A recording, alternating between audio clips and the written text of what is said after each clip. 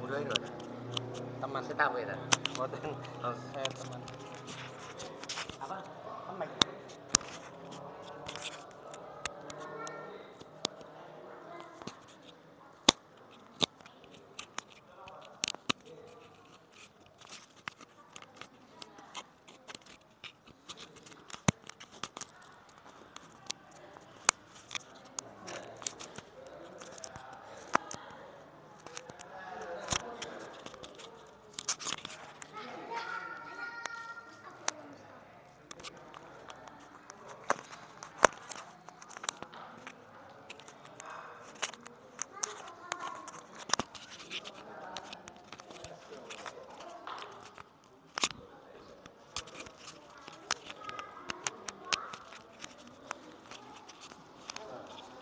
Masuk, Pak.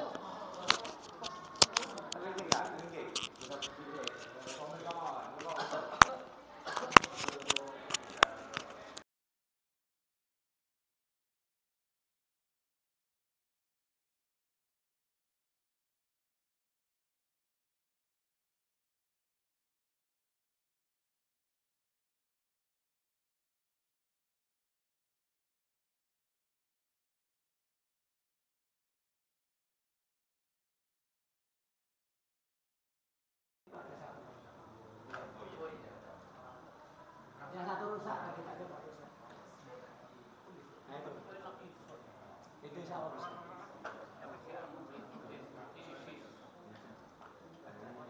Itu nama badak di sini.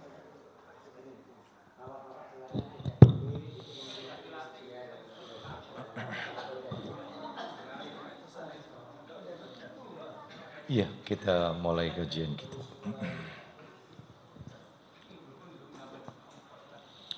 Bismillah. Assalamualaikum warahmatullahi wabarakatuh.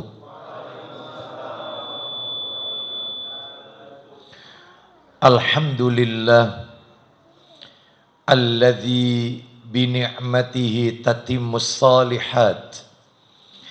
وأشهد أن لا إله إلا الله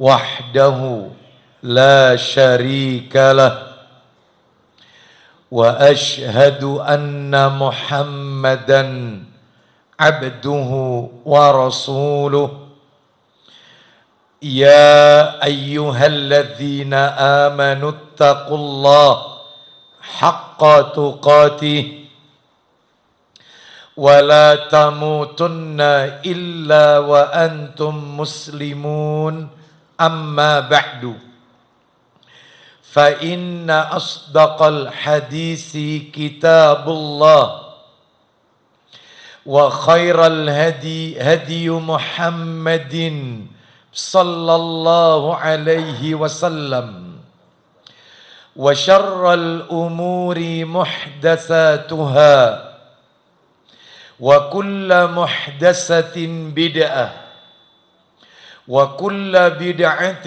ضلالة وكل ضلالة في النار. Ikhwan wa akhwati fillah, bapak-bapak, ibu-ibu, kaum muslimin dan muslimah, jamaah majelis taklim yang semoga dimuliakan oleh Allah Subhanahu wa taala. Kepada sahibul bait, keluarga al-akh Bapak Ahmad Raqib, semoga Allah menjaga beliau, yang tentunya kita berdoa kepada Allah Subhanahu wa taala, semoga Allah Azza wa Jalla melimpahkan karunia rahmat dan barakah pada keluarga dan usaha beliau. Dan tentunya mengikuti petunjuk dari para sahabat, sebagaimana sahabat Ibnu Umar radhiyallahu anhuma, beliau mengucapkan sebuah doa, bagi mereka yang baru pulang menunaikan rukun Islam yang kelima, yaitu ibadah haji. Di mana Ibnu Umar radhiyallahu anhuma menyambut para jamaah haji dengan ucapan taqabbalallahu nusukaka wa a'dhama ajraka wa akhlafa nafaqataka. Riwayat ini sahih, diriwayatkan oleh Ibnu Abi Syaibah. Artinya, ucapan sahabat Ibnu Umar radhiyallahu anhuma bagi mereka yang baru pulang menunaikan haji, taqabbalallahu nusukaka, semoga Allah menerima ibadah hajimu, wa a'dhama ajraka, semoga Allah memperbesar pahala untukmu, wa akhlafa nafaqataka, dan juga semoga Allah mengganti seluruh biaya yang telah engkau keluarkan. Semoga dengan doa yang sama kami tujukan kepada beliau sahibul bait, mudah-mudahan hajinya diterima oleh Allah Azza wa Jalla. Bapak Ibu kaum muslimin dan muslimah rahimani wa rahimakumullah. Tidak ada kata yang patut kita ucapkan di malam hari ini selain rasa syukur kita kepada Allah tabaraka wa taala atas segala karunia nikmat yang telah Allah berikan kepada kita, yang tentunya kita tidak akan pernah mampu, tidak akan pernah bisa menghitung-hitung nikmat tersebut. Sebagaimana Allah Azza wa Jalla menegaskan dalam ayatnya di surat An-Nahl, surat yang ke-16, ayat yang ke-18.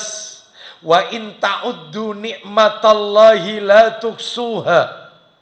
Dan jika kalian menghitung-hitung nikmat Allah, maka kalian tidak akan pernah bisa, tidak akan pernah mampu untuk menghitung-hitungnya.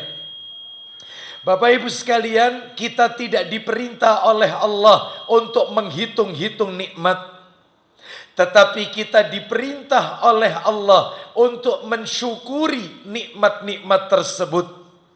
Allah berfirman di dalam ayatnya di surat Al-Baqarah, surat yang kedua, ayatnya ayat yang ke-152.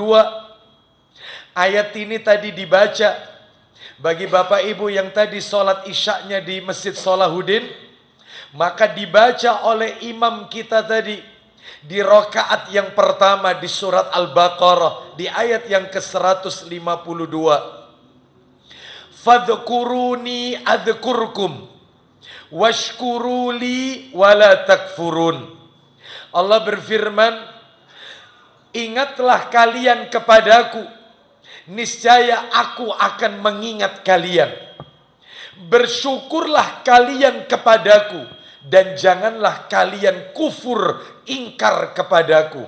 Dalil ini menunjukkan bukti wajib bagi kita mensyukuri nikmat-nikmat Allah Azza wa Jalla. Salah satu di antara sekian banyak kenikmatan-kenikmatan tersebut yang kita rasakan pada malam hari ini adalah nikmat sehat, nikmat diberikannya kita kemudahan, kesempatan untuk talabul ilmi, menuntut ilmu. Semestinya kajian kita berada pada Ahad pekan pertama.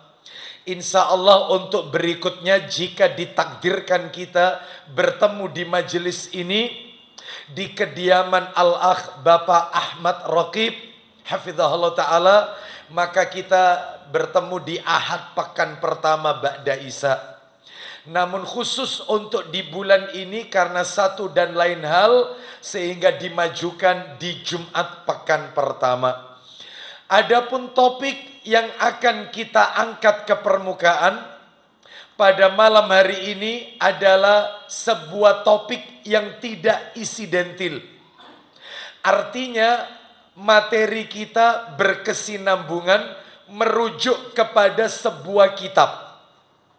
Dan kitab yang menjadi modul rujukan kita sebulan sekali ini di Ahad pekan pertama nantinya adalah kitab yang ditulis oleh Syekh Abdul Malik Mujahid hafizahullah ta'ala, yaitu kitab yang berjudul Mi'ata Hadisin Mukhtaratin Lirrasulillahi Sallallahu Alaihi Wasallam, yang sudah diterjemahkan. Qadarullah tadi kitabnya tertinggal, sudah diterjemahkan ke dalam bahasa Indonesia dengan terjemahan 200 petuah emas dari Rasulullah Sallallahu Alaihi Wasallam. Jadi Bapak Ibu sekalian, isi di kitab itu adalah hadis-hadis Rasulullah Sallallahu Alaihi Wasallam. Yang menarik Bapak Ibu dari buku tersebut adalah hadis-hadis yang dicantumkan, yang dipaparkan di dalam buku tersebut adalah hadis-hadis Nabi yang pendek. Harapan si penulis, muallif Syekh Abdul Malik Mujahid hafizahullah ta'ala adalah agar kaum muslimin bisa menghafalkannya. Kenapa? Karena Nabi Sallallahu Alaihi Wasallam memiliki salah satu keistimewaan dari sekian banyak mukjizat-mukjizat yang Allah berikan kepada beliau Sallallahu Alaihi Wasallam. Bahkan ada satu buku judulnya 100 Mukjizat Rasulullah. Yang paling besar Al-Quran. Nah, salah satunya adalah Nabi diberi mukjizat oleh Allah Jawami'ul Kalim. Apa itu Jawami'ul Kalim? Ucapan Rasul yang singkat, yang pendek tapi berbobot. Makanya itu tertuang dalam hadis Nabi di buku yang kita bahas rutin nantinya. Jadi hadis-hadis Nabi yang pendek, yang singkat tapi maknanya yaitu penuh dengan syarat, maknanya mendalam, maknanya berbobot. Bapak Ibu kaum muslimin dan muslimah rahimani wa rahimakumullah, sebelum kita masuk isi satu persatu hadis yang ada dalam buku tersebut, malam hari ini kita lebih banyak berbicara muqaddimah dari buku itu. Hari ini kita akan membahas kata pengantar, muqaddimah dari buku tersebut. Bapak Ibu sekalian, kalau saya baca kata pengantar dari kitab ini, maka setidaknya ada 9 hal yang perlu kita ketahui seputar hadis Nabi. 9 poin. Ya mudah-mudahan waktunya cukup. 9 poin, 9 hal seputar hadis Nabi yang perlu kita ketahui. Apa itu? Yang pertama yang akan kami sampaikan, ini masih muqaddimah ya, muqaddimah. Yang pertama adalah kedudukan hadis Rasulullah Sallallahu Alaihi Wasallam di dalam Islam. Apa sih urgensivitas, ya pentingnya hadis di dalam Islam ini? Seberapa pentingnya? Nah itu yang nomor 1. Yang kedua, Bapak Ibu sekalian, pembicaraan kita tingkatkan fungsi hadis Rasulullah Sallallahu Alaihi Wasallam. Apa fungsinya? Kenapa kok harus pakai hadis? Kenapa kok nggak cukup pakai Al-Quran saja? Kan sudah cukup, Al-Quran kan wahyu dari Allah, tidak mungkin salah. Sedangkan kalau hadis kan masih ada yang sahih, ada yang dhaif, ada bahkan yang palsu, ada yang derajatnya mungkar, ada yang dhaif, ada yang dhaif jiddan. Ya. Apa ndak cukup pakai Quran? Kenapa harus pakai hadis? Itu nanti pembicaraan kita nomor 2 nanti itu. Yang nomor 3, Bapak Ibu sekalian, rahimani wa rahimakumullah, periode pembukuan dan pengumpulan hadis Nabi. Jadi mulai kapan hadis Nabi itu dibukukan sehingga muncul Sahih Bukhari, Sahih Muslim, ada yang Sahih Abu Dawud, ada yang Tirmidzi, ada yang Ibnu Majah, ada yang An-Nasai. Itu mulai kapan? Pembukuan dan pengumpulan hadis Rasulullah Sallallahu Alaihi Wasallam. Itu materi nomor 3, Bapak Ibu. Materi yang keempat adalah persamaan dan perbedaan antara hadis dengan sunnah. Sebab seringkali kita ini mendengar ada hadis Rasul, hadis Nabi, ada sunnah Rasul, ada sunnah Nabi. Itu apa bedanya? Sama atau beda? Hadis dengan sunnah. Nah, itu nanti materi nomor 4. Ini pokoknya seputar hadis. Ya. Lalu kemudian yang kelima, kita tingkatkan lagi keutamaan orang-orang yang belajar hadis Nabi. Apa istimewanya? Kalau belajar Al-Quran jelas itu. Jelas kita semua tahu. Satu huruf Al-Quran 10 pahala. Alif Lam Mim bukan 10 tapi 30 pahala. Orang yang membaca Al-Quran terbata-bata itu pun juga dapat pahala. Itu belum yang mempelajari isinya dan mengamalkan. Besar Al-Quran. Yang kita bahas itu apa sih istimewanya belajar hadis. Sehingga kajian kita rutin nanti sebulan sekali jika Allah takdirkan kita ketemu. Itu supaya semangat. Belajar hadis itu ternyata ada keutamaannya. Besar keutamaannya. Nah, supaya kita termotivasi. Lalu kemudian yang keenam, Bapak Ibu sekalian. Nah ini. Hati-hati dengan hadis dhaif. Hati-hati dengan hadis maudhu, palsu. Hati-hati dengan hadis yang lemah, hadis palsu. Hati-hati yang beredar di masyarakat dan populer di telinga kaum muslimin. Hati-hati. Itu nanti gimana penjelasannya, kayak apa nanti saya jelaskan. Dan contoh-contoh hadis-hadis dhaif yang populer di masyarakat nanti ya. Itu yang nomor 6.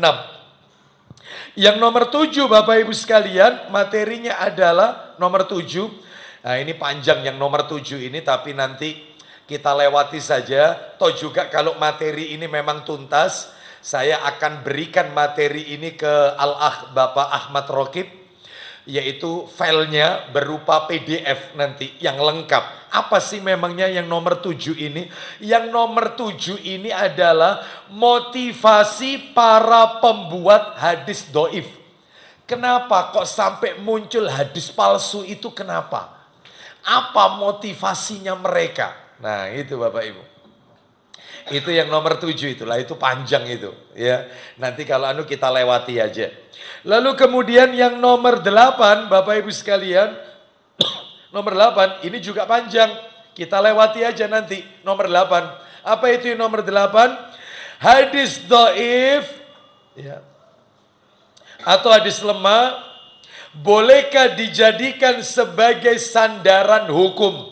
Nah itu. Apa boleh orang itu beramal memakai hadis dhaif? Jadi dia beribadah, beramal dasarnya hadis yang lemah. Apakah boleh dijadikan sandaran hukum? Nah, atau apakah boleh dijadikan fadhail a'mal? Keutamaan dalam beramal, tapi pakai hadis dhaif. Ya. Baik, itu yang nomor 8. Yang terakhir, yang nomor 9. Lah ini nanti akan kami singgung. Kalau memang waktunya cukup. Sebagai materi inti atau yang ke-9 penghujung adalah tips kiat-kiat. Tips kiat-kiat untuk mengetahui kesohihan sebuah hadis. Ya.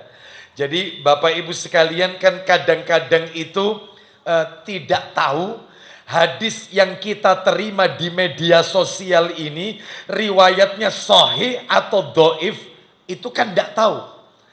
Ternyata hadis itu dhaif.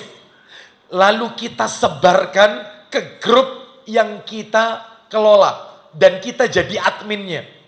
Itu kalau jumlah grup itu 200 orang, kalau yang kita share itu hadis palsu, hadis doif, maka hari itu juga kita dosa 200. Kalau salah satu dari 200 orang itu punya grup lagi, di-share lagi, nambah lagi dosanya. Itulah yang disebut dengan dosa jariah. Nah, jadi kalau kita mendapatkan artikel di media sosial, entah itu WA, entah itu IG dan seterusnya, maka bagaimana cara ngeceknya supaya bisa kita kirimkan ke grup yang lain supaya kita juga dapat pahala. Itu bagaimana cara mengetahuinya? Ini sahih ataukah dhaif? Baik Bapak Ibu sekalian, rahimani wa rahimakumullah. Jadi ada berapa poin tadi yang akan kita bahas? 9 totalnya ya.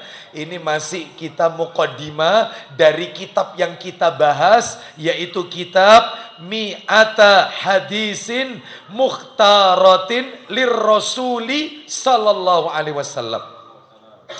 Baik, kita bahas dulu yang pertama Bapak Ibu. Ini masih muqaddimah, belum masuk isi kitabnya. Yang pertama adalah kedudukan hadis Rasulullah Sallallahu Alaihi Wasallam di dalam Islam. Apa pentingnya belajar hadis? Pak, Bu, maaf. Perlu diketahui, di dalam Islam ini ada 2 sumber hukum yang tidak bisa dipisahkan.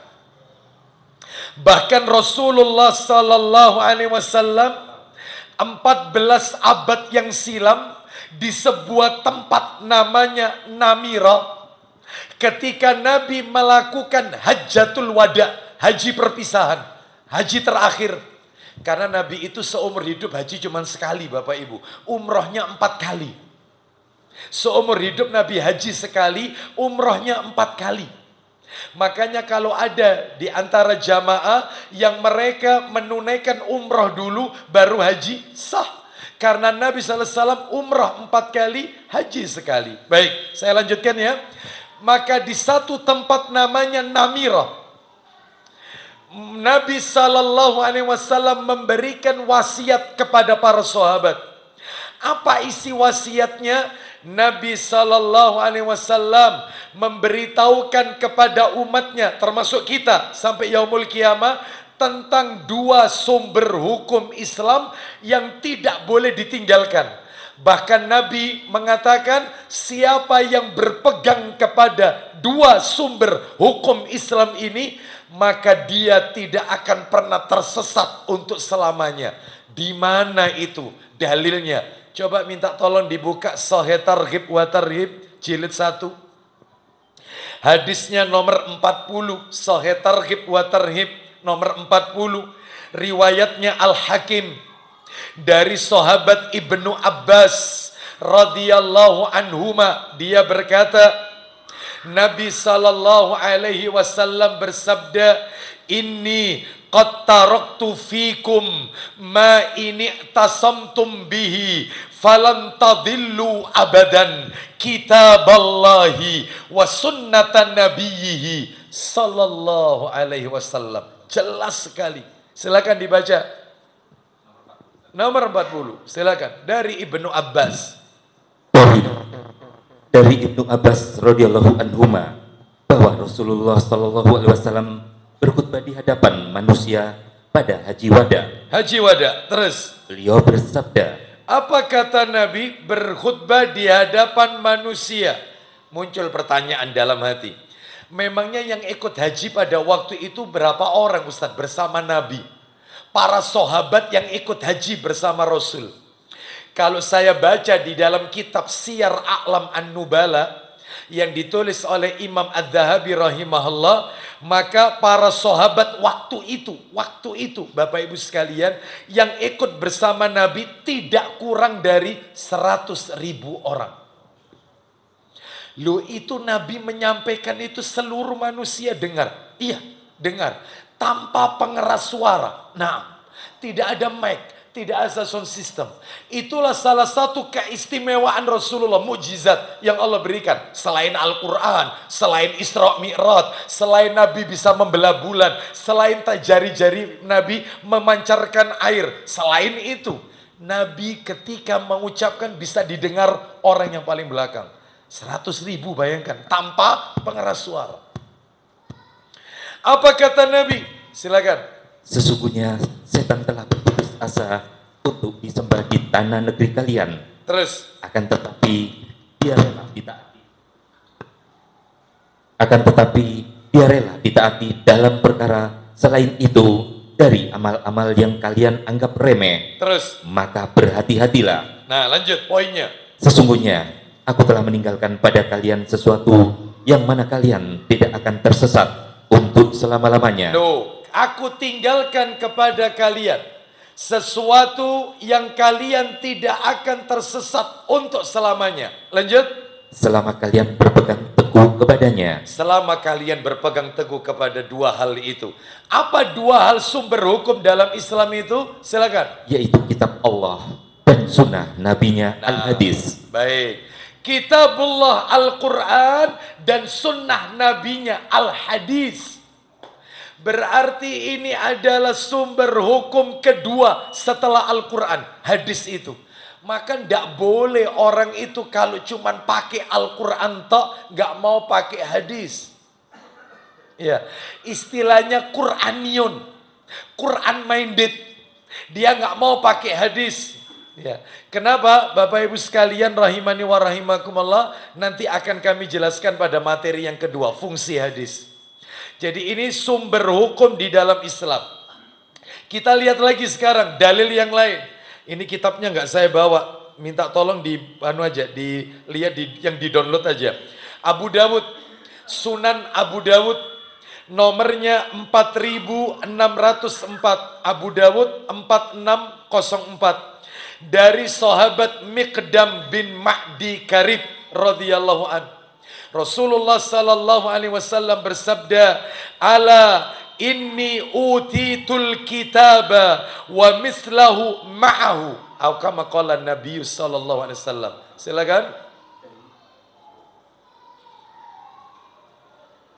Dari Al-Miqdam bin Ma'di Karib radhiyallahu an, dari Rasulullah sallallahu alaihi wasallam, beliau bersabda. Apa isi sabdanya? Ketahuilah, sesungguhnya aku diberi Al-Quran dan yang semisal bersamanya as-sunnah. Nah, aku diberi Al-Quran dan yang semisal seperti Al-Quran, yaitu as-sunnah. Berarti sumber hukum di dalam Islam ada dua, Al-Quran dan as-sunnah. Pak, Bu, mohon maaf, semua kelompok pakai dua dalil ini. Semua kelompok pakai dua dalil ini. Bapak Ibu mohon maaf ini, yang suka ngebom sana, ngebom sini, ya. Mereka yang suka melakukan aksi-aksi bom bunuh diri, terus mereka yang mengkafirkan kita karena kita bukan kelompoknya, lantaran kita tidak baiat kepada pemimpinnya.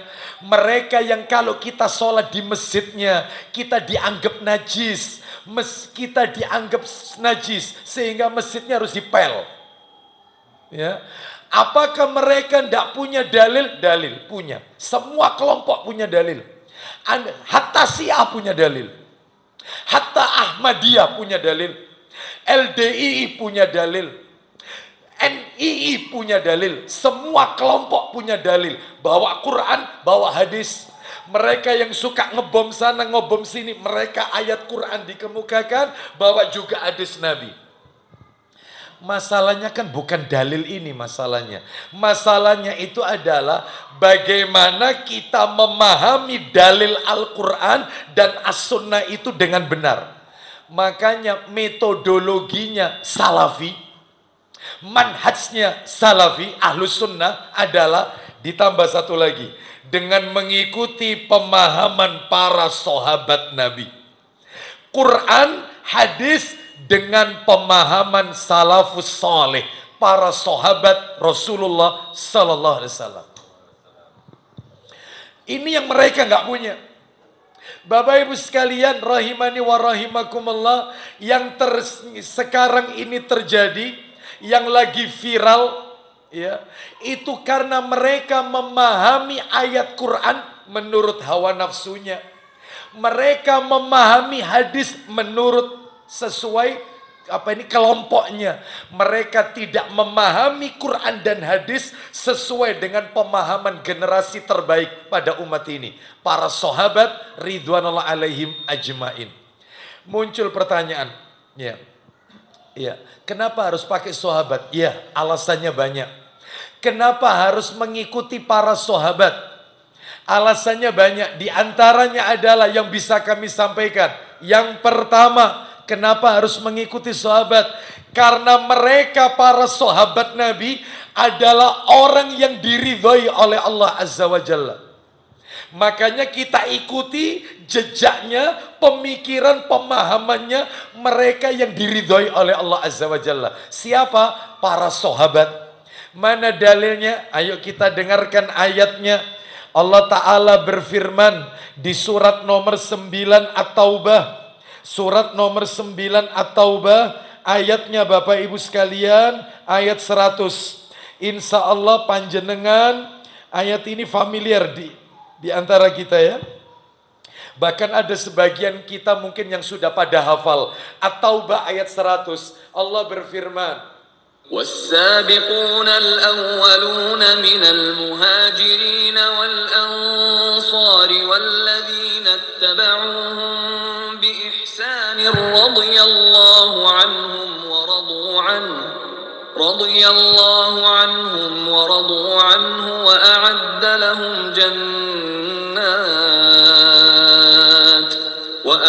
لهم جنات تجري تحتها الأنهار خالدين فيها أبدا ذلك الفوز العظيم. Tafadhal, silakan. Dan orang-orang yang terdahulu lagi yang pertama-tama masuk Islam. Siapa itu? Di antara orang-orang muhajirin dan ansor. Orang-orang muhajirin, sahabat Nabi yang ada di Mekah. Orang-orang ansor, sahabat Nabi yang tinggal di Madinah. Memangnya kenapa orang-orang ini? Wahai Abu Hurairah, silakan. Dan orang-orang yang mengikuti mereka dengan baik. Orang-orang yang mengikuti mereka. Mereka di sini muhajirin dan ansor. Kita yang mengikuti mereka, maka Allah ridho kepada mereka. Pak, Bu, maaf, Allah itu ridho dengan orang-orang yang mengikuti jejaknya muhajirin dan ansor, sahabat Nabi. Kita ini kan butuh ridhonya Allah Bapak Ibu sekalian. Kalau kita pengen diridhoi oleh Allah, ikuti jejaknya orang-orang yang diridhoi oleh Allah. Maka kita pun, kata Allah dalam Al-Quran, Allah ridho kepada mereka. Dan lanjut. Dan mereka pun ridho kepada Allah. Lanjutkan Abu Hurairah, kalau kita mengikuti para sahabat, janjinya Allah nanti di akhirat, Allah menyediakan bagi mereka surga-surga yang mengalir di bawahnya sungai-sungai. Bagaimana keadaan mereka di surga? Mereka kekal di dalamnya. Lanjut. Selama-lamanya. Terus. Itulah kemenangan yang agung. Oh, jelas sekali.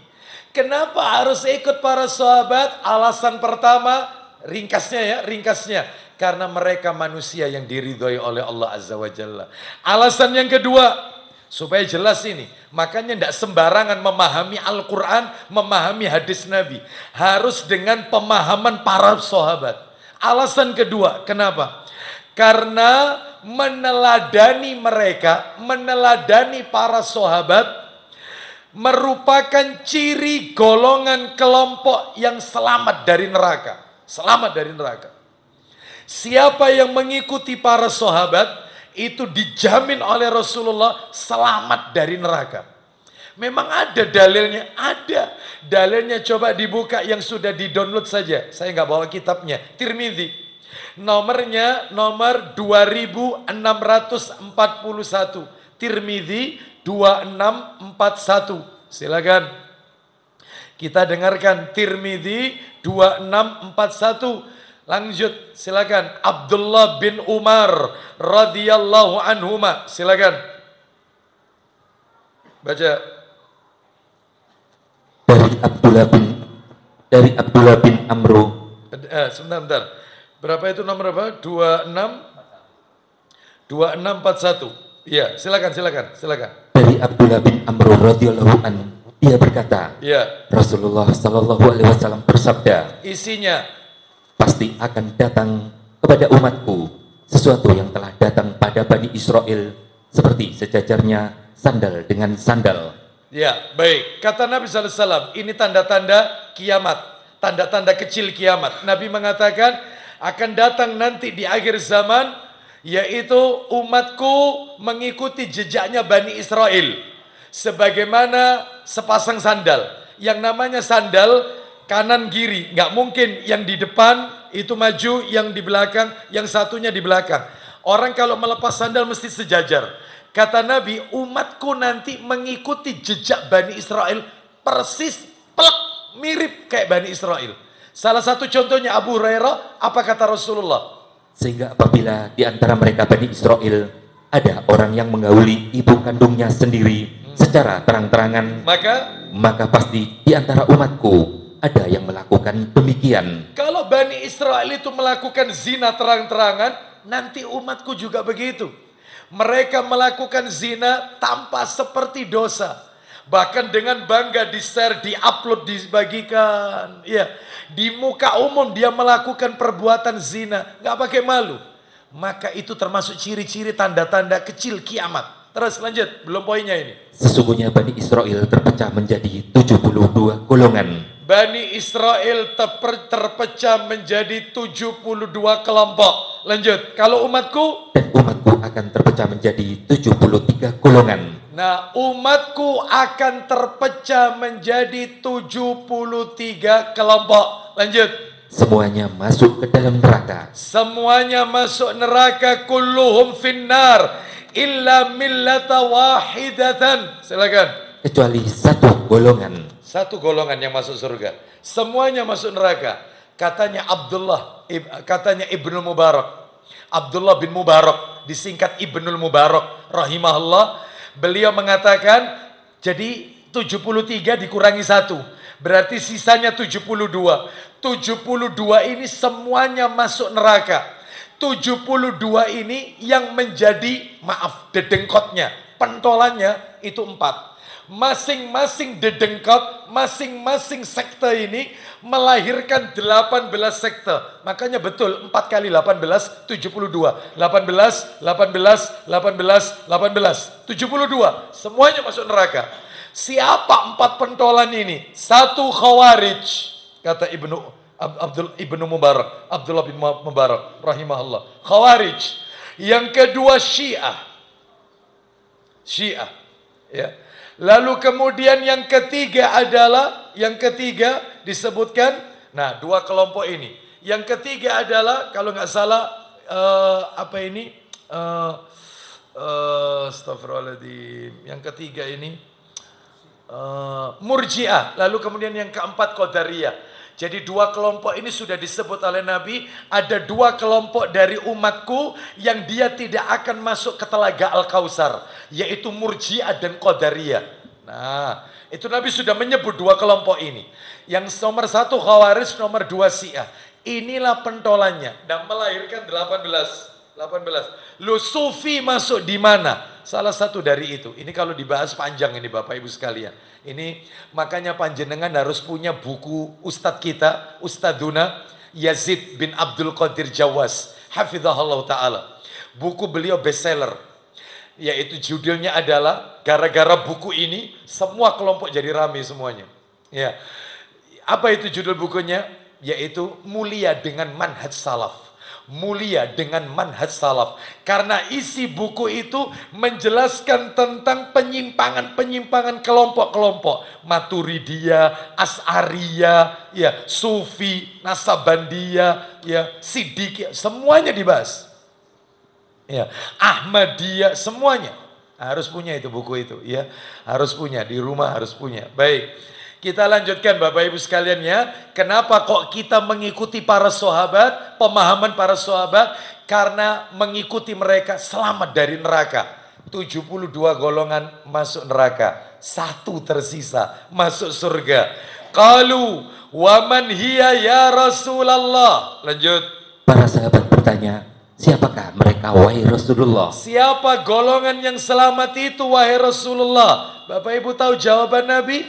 Nabi menjawab, ma ana alaihi wa ashabi. Nah, jelas sekali. Silakan. Beliau menjawab, mereka adalah golongan yang mana aku dan para sahabatku berpegang teguh padanya. Nah, mereka adalah orang-orang yang mengikuti aku dan mengikuti para sahabatku. Oh, jelas sekali. Mudah-mudahan kita termasuk hamba-hamba Allah yang Nabi sebutkan dalam hadis beliau tersebut. Ya, baik. Jadi ini golongan selamat. Baik, makanya ada buku judulnya Firqatun Najiyah. Nah, itu ya, golongan yang selamat. Tuh, baik. Kita lanjutkan alasan ketiga supaya jelas kenapa memahami Quran dan hadis itu kok harus pakai ditambahi pemahaman para sahabat.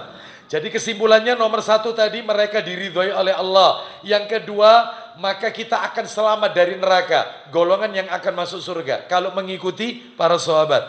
Alasan ketiga sekarang. Kenapa alasannya? Yang ketiga Bapak Ibu. Yang ketiga, karena mereka adalah generasi terbaik setelah Rasulullah SAW. Generasi terbaik, generasi emas. Mereka hidup di saat wahyu turun.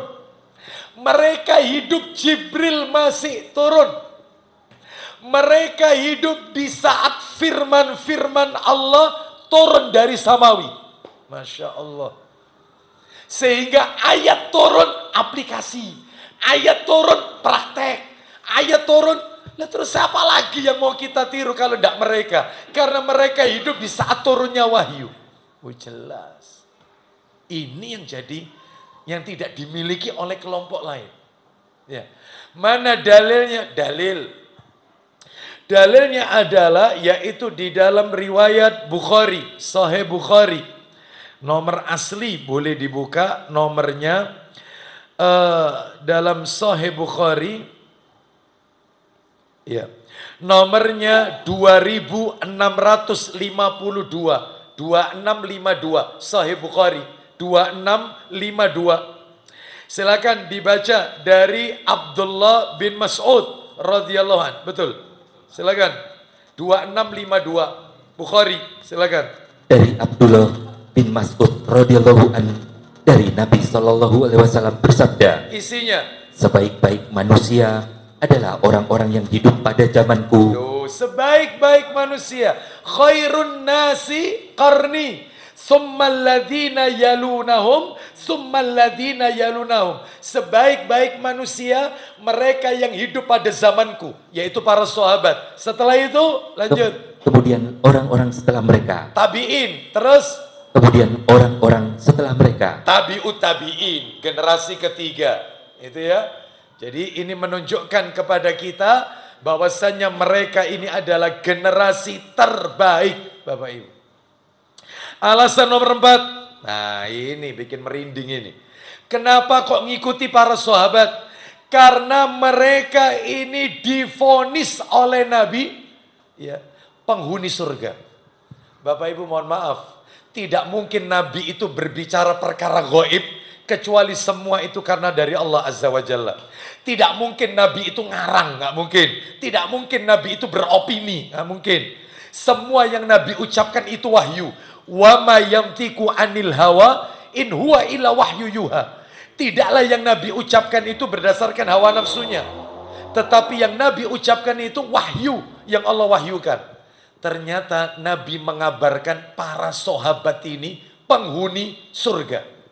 Mana dalilnya? Minta tolong Ibnu Majah. Sudah disiapkan kitabnya sama Pak Ahmad Raqib. Jilid 1. Lebih banyak jilid 1 hari ini. Ibnu Majah, Sunan Ibnu Majah. Dibuka dalilnya Ibnu Majah, nomornya 110. 110. Ibnu Majah nomor 110. Kita dengarkan. Masya Allah. Kita lihat. Dari sahabat Sa'id bin Zaid bin Amr bin Nufail. Tolong Bapak Ibu nama-nama ini dihafalkan. Nanti tak tes satu persatu sama saya. Tolong ini nama-namanya dihafalkan ya. Nama-namanya ini. Ayo dibaca. Dari Sa'id. Dari Sa'id bin Zaid. Stop. Sa'id bin Zaid. Terus. Bin Amr bin Nufail. Lanjut. Dia berkata, apa katanya? Sa'id bin Zaid bin Amr bin Nufail radhiyallahu an. Apa katanya?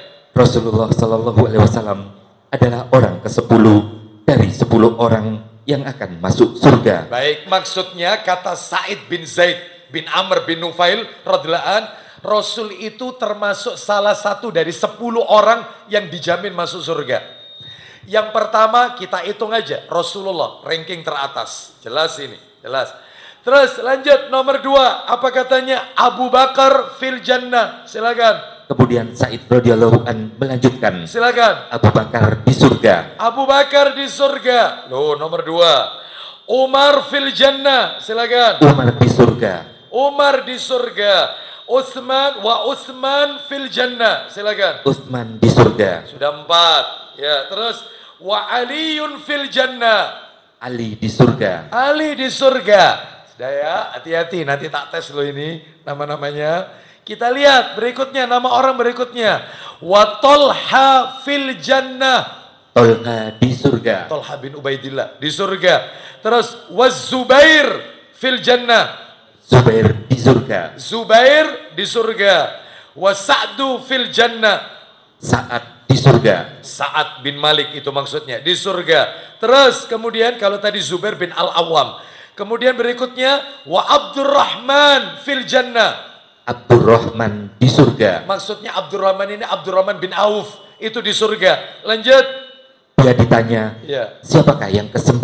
Siapa yang nomor 9 yang kau dengar itu dari Rasulullah SAW? Maka apa kata Sa'id bin Zaid? Dia menjawab, aku Sa'id masuk. bin Zaid. Sa'id bin Zaid, aku masuk. 10 berarti totalnya. Ayo diulang. Rasulullah, Abu Bakar, Umar, Utsman, Ali. Pokoknya sampai di sini hafal semua insya Allah. Sampai di sini hafal, ya, tidak diragukan. Lalu kemudian berikutnya Tolha, ya, sudah 6 ya. Tolha, terus Zubair, Sa'ad, ya, terus kemudian Abdurrahman bin Auf, terus Sa'id bin Zaid bin Amr bin Nufail. Saya tanya, Pak, yang paling pojok peci putih, monggo Pak. Ya, monggo. Ya, enggak apa-apa, semampunya apa yang dihafal aja. 6. Ya, sebutkan 4 aja Mas, silakan. Nah, enak ini. Utsman, Ali. Nah, barakallahu fikum. Sisanya saya tunjuk sekarang. Jangan disebut diulang lagi yang tadi. Lah iki yang semuanya nunduk semua. Semuanya nunduk. Masya Allah, ya. Siapa ini kira-kira ya? Mbak, silakan Mbak. Ayo. Seingatnya, sebutkan 2 saja, 2 saja. Jangan sisanya. 2 saja. Betul. Abdurrahman bin Auf. Nah, barakallahu fiik. Betul. Terus Zaid bin, kok Z gitu ya. Gimana ini ya? Gimana? Tolha. Nah, bin Ubaidillah. Tolha. Betul. Ya, di surga. Sudah 2 ya. Saya tanya lagi. Ini. Yang pengen pintu. Monggo. Peci hitam. Bapak. Peci hitam. Monggo Pak. Hah? Oh. Zubair. Tadi sudah ya? Belum ya? Sudah disebut tadi sama panjenengan? Belum ya? Belum ya? Abdurrahman bin Auf tadi kan ya? Betul, 1 kurang 1 Pak.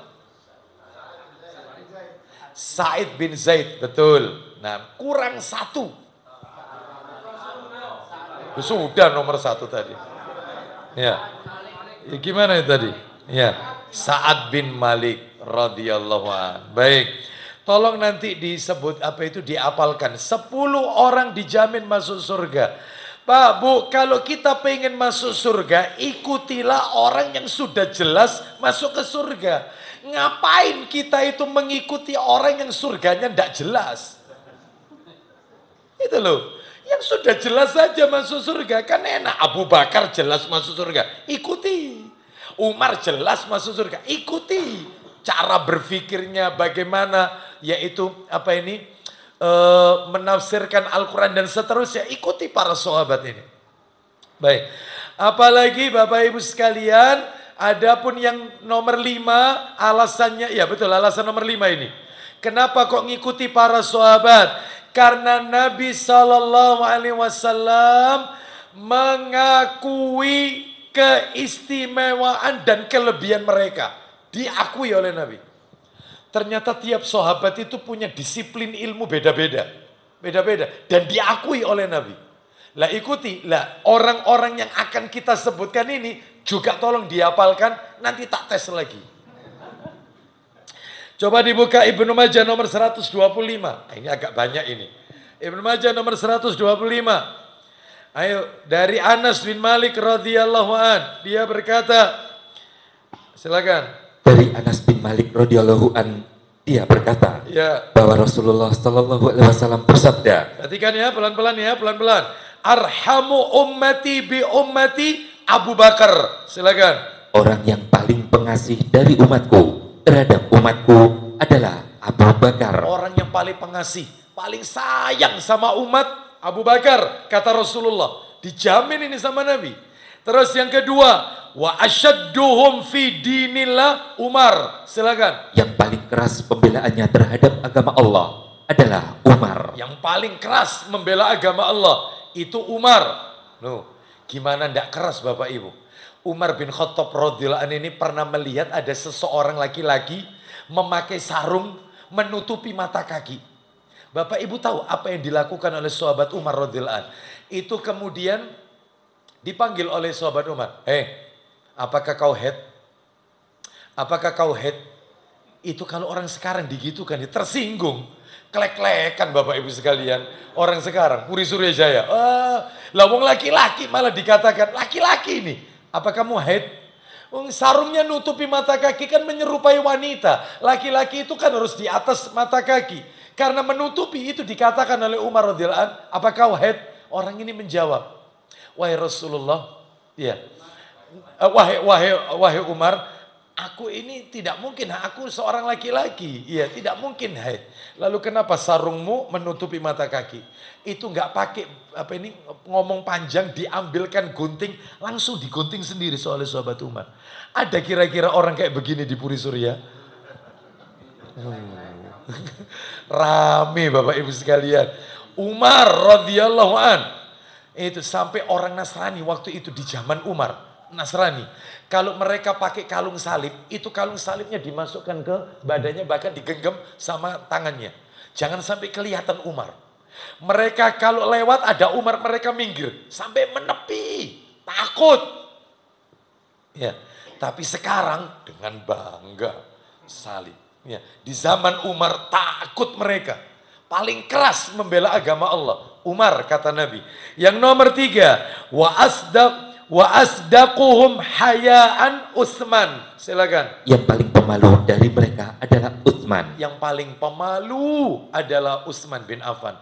Malu, paling pemalu Utsman ini. Ya, Nabi SAW pernah didatangi oleh sahabat Abu Bakar radhiyallahu an. Pada saat itu Nabi ada di rumah, Abu Bakar mengetuk pintu. Siapa di luar? Abu Bakar, masuk. Waktu itu Nabi duduk, betisnya itu kelihatan, betisnya Nabi. Betis kan bukan aurat. Betis laki-laki kan bukan aurat. Aurat itu kan paha. Itu terlihat. Datang berikutnya Umar bin Khattab mengetuk pintu. Assalamualaikum. Waalaikumsalam. Siapa di luar? Umar, masuk. Masuk. Begitu orang ketiga mengetuk pintu, Assalamualaikum. Waalaikumsalam warahmatullah. Siapa di luar? Utsman. Tunggu dulu. Jangan masuk, tunggu dulu. Nabi merapikan bajunya, ditutupi betisnya, dirapikan bajunya. Masuk. Masuk. Itu Aisyah melihat itu terkesima. Setelah berlalu perundingan itu, ya perbincangan Rasul dengan para sahabatnya, Aisyah bertanya, ketika ayahku datang, kau tidak menutup betismu. Ketika Umar datang, kau tidak menutup betismu. Tapi kenapa ketika Utsman datang, kau tutup betismu? Aku malu kepada orang yang malaikat malu kepada orang itu. Malaikat malu kepada orang itu. Siapa? Utsman bin Affan radhiyallahu anhu. Pemalu Utsman ini. Lalu kemudian berikutnya, ini orang yang ketiga. Wa aqdahum Ali bin Abi Thalib. Silakan. Yang paling mengetahui masalah hukum adalah Ali bin Abi Thalib. Yang paling tahu masalah hukum, ya, masalah hukum ini hukumnya boleh atau tidak, haram atau tidak. Ini Ali bin Abi Thalib paling tahu. Berikutnya wa aqra'uhum li kitabillahi Ubay bin Ka'ab. Silakan. Yang paling baik dalam membaca kitabullah adalah Ubay bin Ka'ab. Yang paling pintar bacaan Al-Qur'annya Ubay bin Ka'ab. Ubay bin Ka'ab orang yang pintar pandai baca Al-Qur'an, enak suaranya. Terus berikutnya wa a'lamuhum bil halali wal harami Mu'adz bin Jabal. Mu'adz bin Jabal, silakan. Yang paling mengetahui tentang halal dan haram adalah Mu'adz bin Jabal. Yang paling tahu ini halal, ini haram, beda dengan Ali tadi ya, Mu'adz bin Jabal. Dan Bapak Ibu harus tahu, Mu'adz bin Jabal radhiyallahu anhu ini masuk Islam usia 28 tahun. Satu-satunya didikan Rasulullah yang diutus ke luar negeri untuk mendakwai orang-orang ahlul kitab di negeri Yaman, itu Mu'adz bin Jabal. Padahal masih banyak sahabat senior, ada Abu Bakar, ada Umar, ada Utsman, ada Ali radhiyallahu anhum ajmain. Tapi Nabi tidak mengutus mereka. Justru yang diutus oleh Nabi itu ke luar negeri berdakwah, Mu'adz bin Jabal ke negeri Yaman mendakwai ahlul kitab. Bapak Ibu tahu wafatnya usia berapa? 33 tahun. Masuk Islam 28, wafat umur 33. Hanya 5 tahun bersama Nabi, tapi hasil didikan manusia terbaik di jagat alam raya ini, Rasul Muhammad sallallahu alaihi wasallam, Mu'adz bin Jabal. Bayangkan. Terus lalu kemudian wa afraduhum Zaid bin Tsabit, silakan.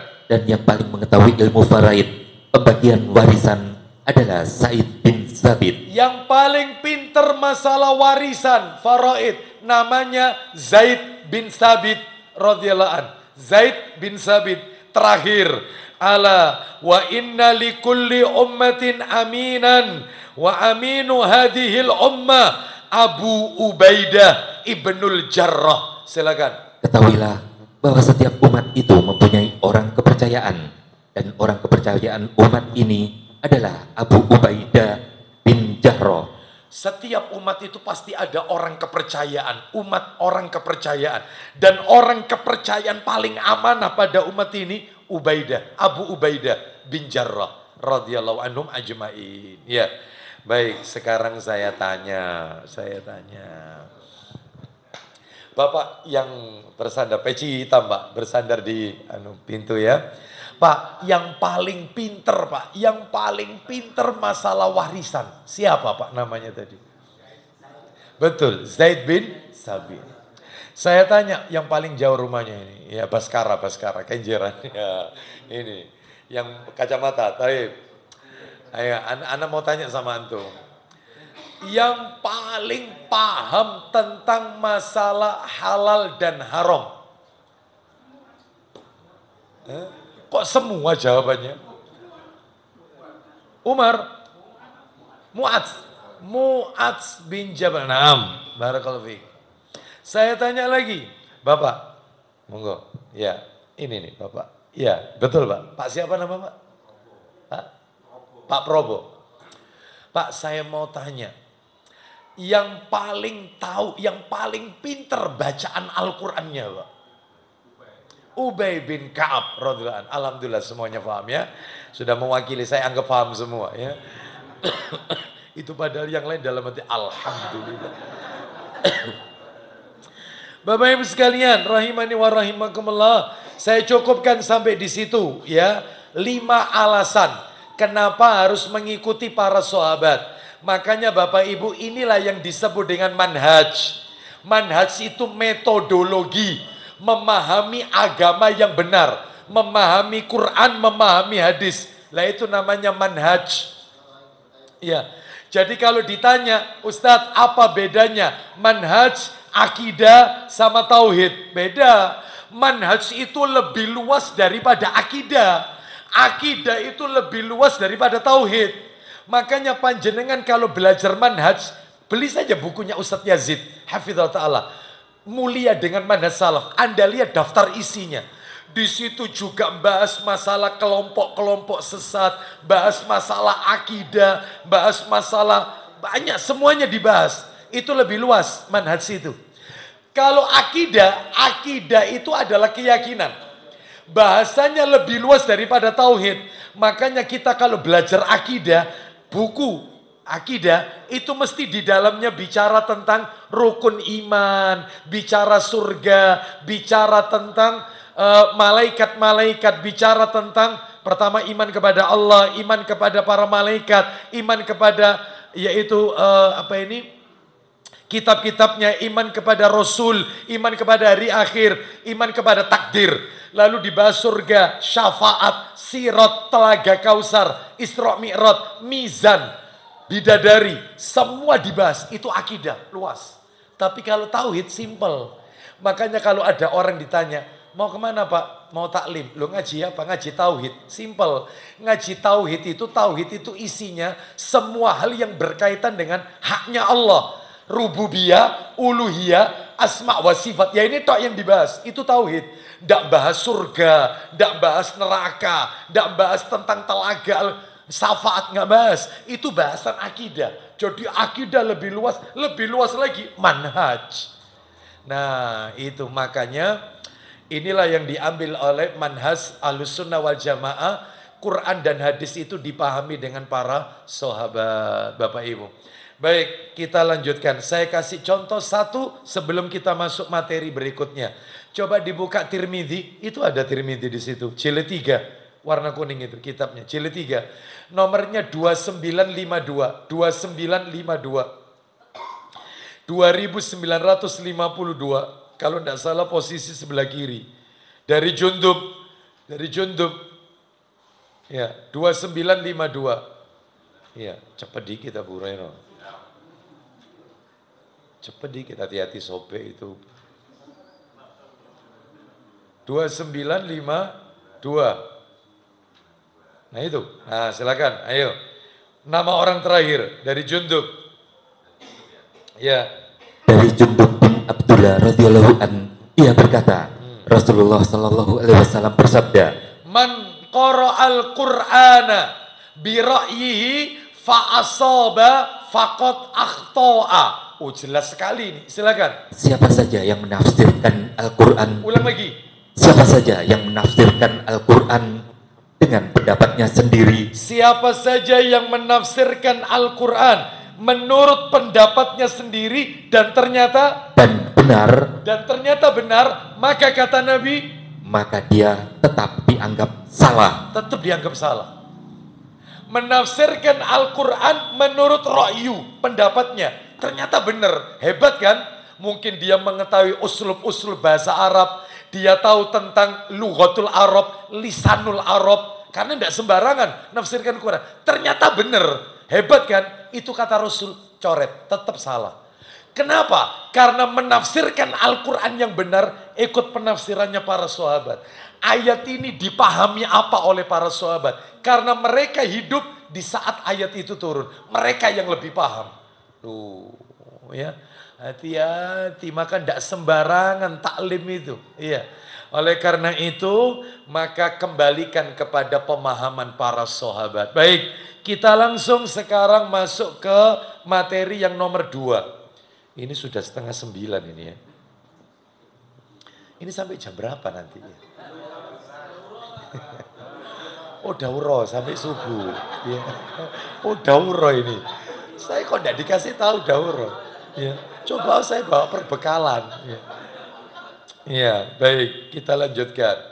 Bapak Ibu sekalian, ya kita tuntaskan sampai nomor 2 saja ya, nomor 2. Berarti untuk berikutnya insya Allah dan kesempatan. Nomor 2, kita akan bahas, kan ada 9 poin seputar hadis. Yang nomor 2 adalah fungsi hadis. Fungsi hadis Rasulullah SAW. Kenapa kok mesti pakai hadis? Kenapa kok tidak cukup Quran saja? Pak, Bu, maaf. Hadis itu fungsinya untuk menjelaskan apa-apa yang ada di dalam Al-Quranul Karim. Ada dalilnya? Ada. Dalilnya di mana? Al-Quran sendiri yang mengatakan. Loh itu di mana itu ayatnya? Kita dengarkan. Ayo minta tolong dibuka Qurannya surat 16. Quran surat nomor 16 itu An-Nahl. Ayatnya 44. Ya, Quran surat 16 An-Nahl ayatnya 44. Mari kita dengarkan murotalnya. Allah Ta'ala berfirman, Bil bayyinati waz zubur wa anzalna ilaika adh-dhikra litubayyana lin-nasi ma nuzzila ilaihim wa la'allahum yatafakkarun. Silakan baca terjemahnya pelan-pelan Abu Hurairah. Silakan. Mereka kami utus dengan membawa keterangan-keterangan mukjizat dan kitab-kitab. Poinnya sekarang, dan kami turunkan az-zikr Al-Quran kepadamu agar engkau Nah, di situ poinnya ada di situ. Saya ulang sedikit terjemahnya. Dan kami turunkan az-zikr. Az-zikr ini Al-Quran kepadamu. Mu di sini Nabi Muhammad. Agar engkau Muhammad menerangkan. Berarti isi Quran itu dijelaskan oleh Rasul dalam hadis-hadisnya. Jadi Nabi di sini adalah menjelaskan kepada umatnya isi Al-Quran. Kenapa? Karena isi Al-Quran itu masih mujmal, global, butuh rincian. Makanya ayo kita dengarkan perkataannya para ulama ketika menjelaskan ayat tadi. Saya bacakan ini beberapa keterangan para ulama ketika menjelaskan An-Nahl ayat 44. Saya bacakan satu Ibnu Katsir. Pendapatnya Ibnu Katsir. Ibnu Katsir rahimahullah. Beliau berkata dalam tafsir Ibnu Katsir di juz yang kelima, jilid 5. Ayat ini merupakan perintah Allah kepada Nabi Muhammad sallallahu alaihi wasallam agar merinci ayat-ayat yang masih mujmal global dan menerangkan kepada umat apa yang sulit bagi mereka. Loh, itu menurut Ibnu Katsir. Sekarang kita lihat lagi Imam Syafi'i. Yang konon katanya negeri kita ini mayoritas madhabnya Syafi'i. Ya, Syafi'iyah.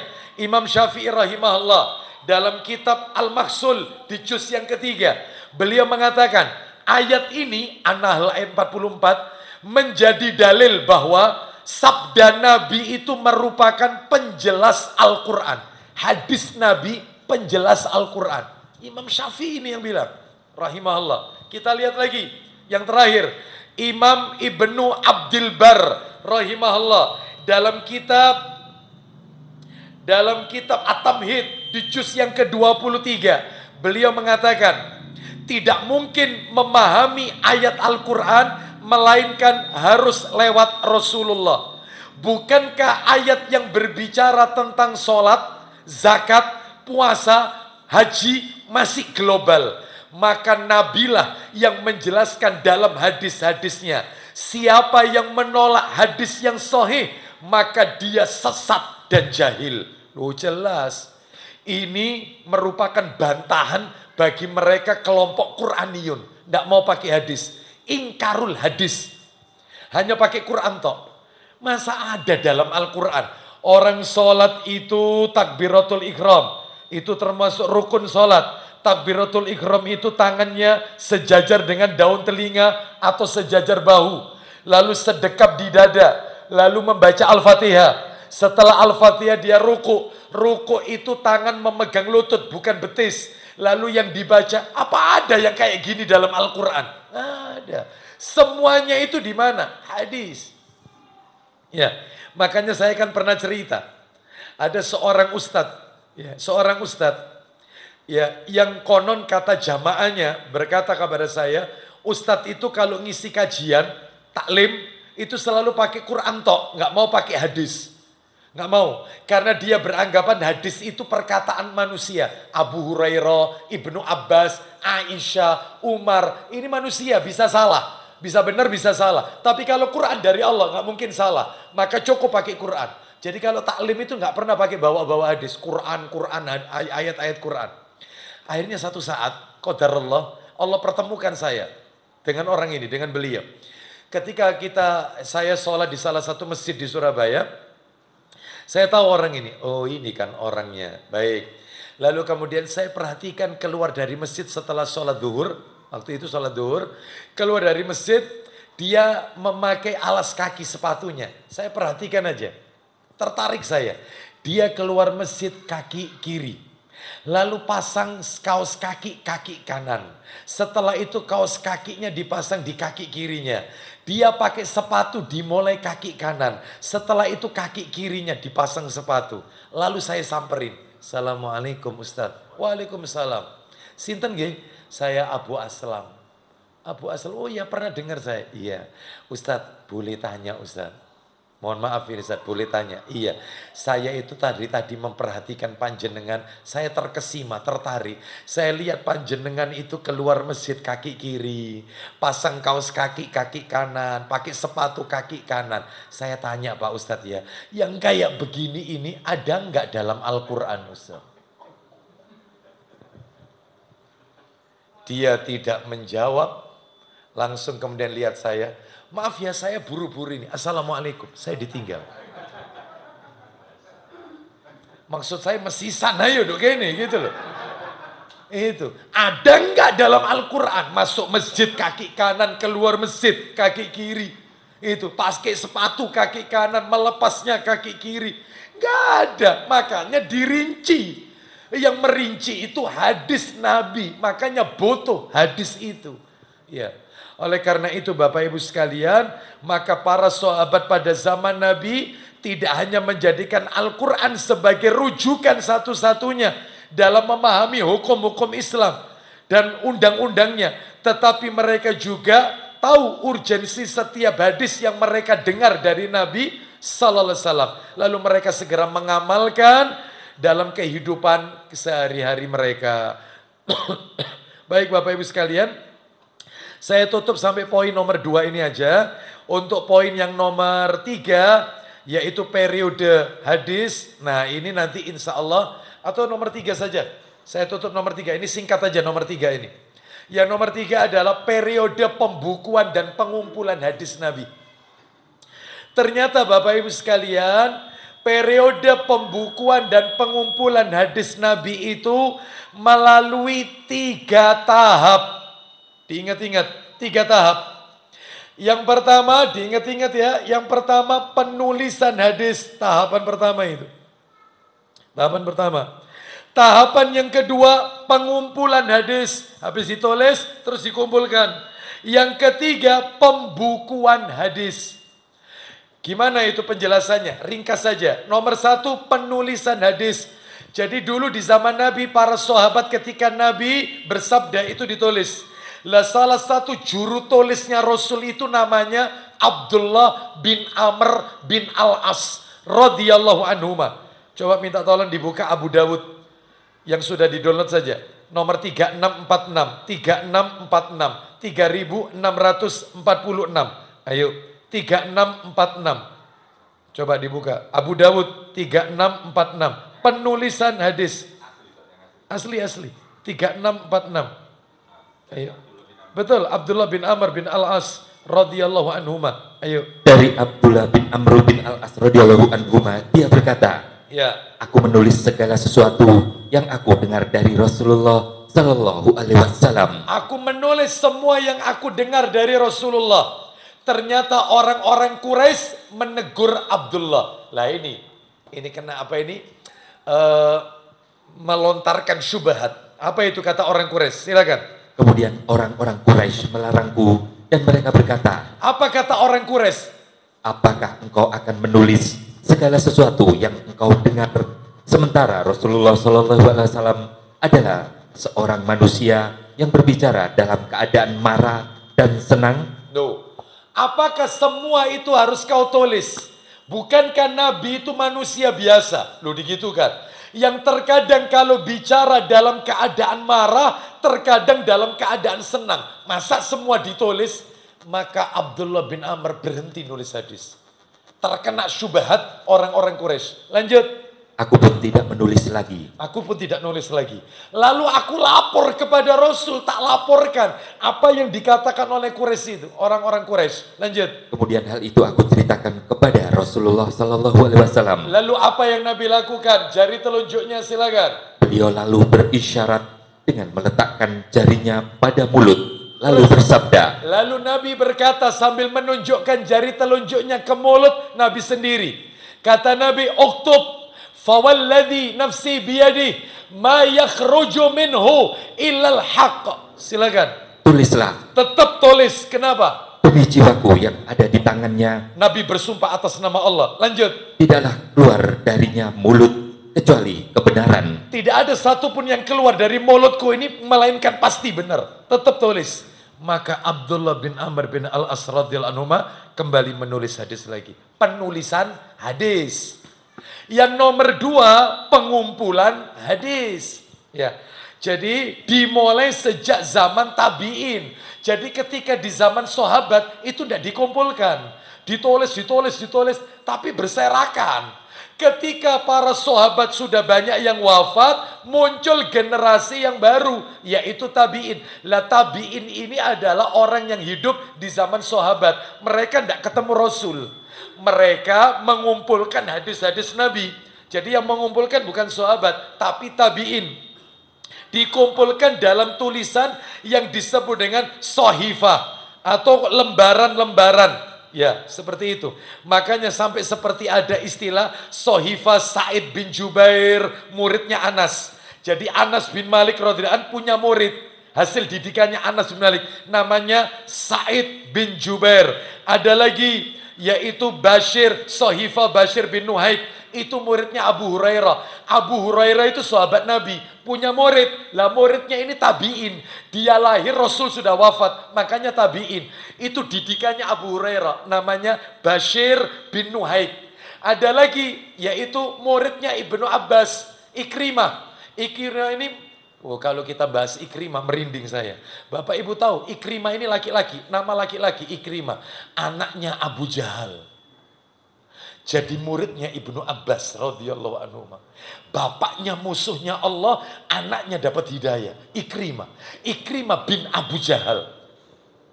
Seorang mujahid. Bayangkan, muridnya Ibnu Abbas ngumpulkan. Jadi tabi'in dikumpulkan. Hasil didikan para sahabat. Sahabat dididik oleh Rasul sallallahu alaihi wasallam. Itu dikumpulkan. Nah, terus dan seterusnya. Baru kemudian itu meluas sampai zaman Khalifah Umar bin Abdul Aziz. Khalifah Umar bin Abdul Aziz, bukan Umar bin Khattab. Setelahnya jauh Umar bin Abdul Aziz. Itu sampai di situ. Baru kemudian yang berikutnya, yang ketiga terakhir, pembukuan. Jadi setelah ditulis, berserakan, lalu kemudian dikumpulkan, pengumpulan. Lah pengumpulan ini belum dibeda-bedakan. Mana yang tentang bab sholat, mana yang bab zakat. Enggak, ini masih campur ini. Baru metodologi ketiga, namanya pembukuan hadis. Siapa yang membukukan? Tabi'ut tabi'in. Sahabat meninggal semua. Yang hidup tabi'in, dan mereka orang-orang ini hidupnya di zaman tabi'in, maka disebut tabi'ut tabi'in. Itu mereka yang membukukan. Sebelumnya hanya dikumpulkan, terus kemudian dibukukan menjadi satu bab, sehingga lahirlah karya-karya besar pada abad ketiga Hijriah, seperti Sahih Bukhari, Sahih Muslim. Muslim itu muridnya Imam Bukhari. Tirmidzi itu muridnya Imam Bukhari. Tirmidzi itu. Nah, muncul Sahih Bukhari, muncul Sahih Muslim, Imam Bukhari, itu nama-nama orang. Ya, Imam Tirmidzi. Ya, dan seterusnya. Itu di zaman tabi'ut tabi'in. Ya. Jadi itu singkatnya begitu Bapak Ibu sekalian. Wallahu a'lam wa bishawab. Ya, ini kita tutup sampai nomor 3 saja. Adapun untuk yang berikutnya, persamaan dan perbedaan hadis dan sunnah, insya Allah pada kesempatan-kesempatan yang akan datang. Insya Allah. Ya. Ahad. Insya Allah begitu ya. Ahad yang pertama, kalau tidak ada udzur ya. Ahad pertama ba'da Isya, insya Allah ya. Baik, demikian Bapak Ibu, karena materinya belum tuntas ini ya, sehingga saya tidak buka tanya jawab dulu, karena memang materinya belum kelar, belum tuntas. Insya Allah pada kesempatan yang akan datang kita akhiri, mudah-mudahan menjadi tambahan ilmu yang bermanfaat. Mudah-mudahan Allah meridhoi semua amal ibadah kita. Semoga Allah menjadikan kita orang-orang yang istiqomah dalam mentaati Allah dan Rasulnya sallallahu alaihi wasallam. Ya, kita tutup. Wassallallahu ala nabiyyina wa ala alihi washabihi wasallam. Subhanakallahumma wa bihamdika asyhadu an la ilaha illa anta astaghfiruka wa atubu ilaik. Wa akhiru da'wana anil hamdulillahi rabbil alamin. Assalamualaikum warahmatullahi wabarakatuh.